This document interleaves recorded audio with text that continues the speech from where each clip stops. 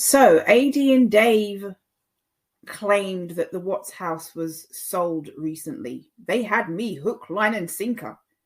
And I don't believe hardly anything that either of them say most of the time, but they had me fooled this time.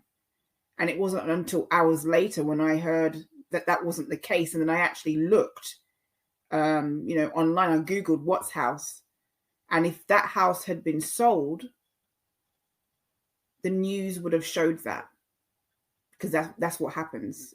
Scott Peterson's house was actually sold a few weeks ago, I think, and that came up. When I searched for Scott Peterson's name, that came up. I would say that both Dave and AD are absolutely magnificent liars. No wonder they have so many devoted followers who believe what they say, because they're actually very, very convincing. Dave paid my channel a visit the other day. Well, let's just say this. Dave, AD, Miss Mensa, and the other one, they all come to my channel. They all watch me. They all listen to me to varying degrees. And I don't mind. AD and Dave, they're welcome to listen to me. They're welcome to leave comments. AD never leaves comments on my channel, which I think is a good idea. But I know he watches me from time to time. But Dave left a comment on my channel the other day.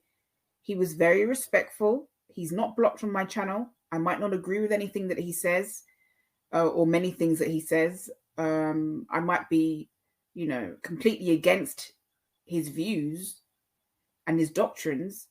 But if he's civil, he's more than welcome to leave a comment on my channel. It just so happens that I might answer or I might not. But as long as he's civil and he behaves himself, which he does, he's very respectful when he goes into other people's channels. I know that. I don't mind Dave leaving a comment or watching me or listening to me at all. However, it's the fiction and the lies that I have a problem with. But they got me on this one. I was fooled, hook, line, and sinker like everybody else. And for some reason, it didn't immediately occur to me to check the information. But, both Dave and AD are very, very convincing with their fictional, made-up stories that they make up as they go along. Even Miss Mensa fell for this house being sold. She wrote a community post about the house being sold, and then she edited her comment. And then she went back around in a 360-degree circle again. But then again, I wouldn't go to Miss Mensa or trust her as a reliable source.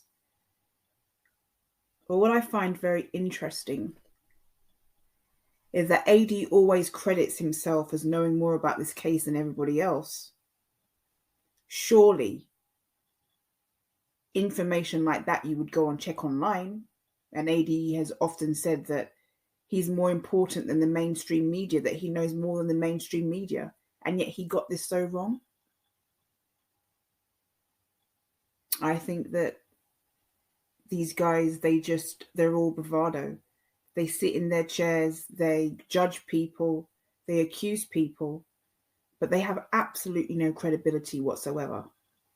Because I could have jumped on this story on the same night, but I wanted to wait to find out what was true before I made a comment about this, before I did my own podcast about this. If this isn't confirmation that you can't trust anything that Dave or AD says, or the other ones for that matter, then I don't know what is. You have been watching a lot of my content, so my watch time hours have gone up really, really fast. So thank you all, and thank you to my lovely subscribers. I'll tell you about this another time. So Armchair tried to do his damage control after he realized that the house wasn't sold, as he done a whole show on that, and so did Dave. And oddly enough, they both sat there saying that they're not doing this for money while they were collecting super chats all throughout their live streams. The hypocrisy there is quite phenomenal.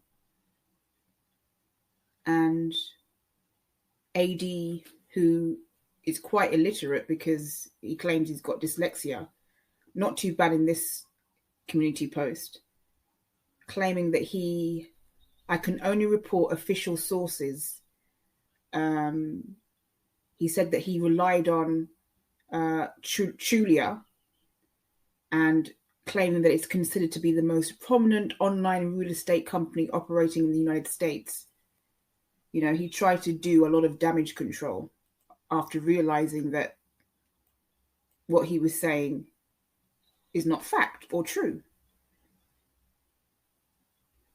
I also find it interesting that a lot of people don't realize what a liar both Dave and AD are.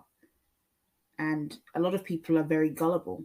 And usually I'm not gullible to what they say, but I was almost sold this time. I really was. You know, I have a lot of people, and let me just say this. Even if the house had been sold, that has nothing to do with true crime. It's none of their business. It really is none of their business if the R's get that house and decide to sell it. It's not their business. Why does everybody feel like they have to stick their nose into every aspect of this case? Yes, we're all curious. Yes, we all have a fascination, but even if the house had been sold, and I'm sure it will be one day, you know, it probably will be, what business is it of AD or Dave's to judge people and to criticize people? And, you know, to talk about how, you know, Dave is sitting there in his chair talking about how Chris Watts is a liar and how disgusted he is with Chris Watts for lying to his parents. Of course Chris Watts is a liar. He's a lying cheat. What do you expect? You expect him to be honest all of a sudden? I mean, I don't know what you expect for somebody who annihilates their entire family. You expect honesty from this guy? You're angry that he lies to his parents, but you're not angry that he annihilated his whole family? I mean, come on. Come on. Now, let me just make this clear. I'm not against super chats or monetization. I think it's fantastic that people can make money from YouTube, and I'm all for super chats. Thumbs up. What I don't like is the lies.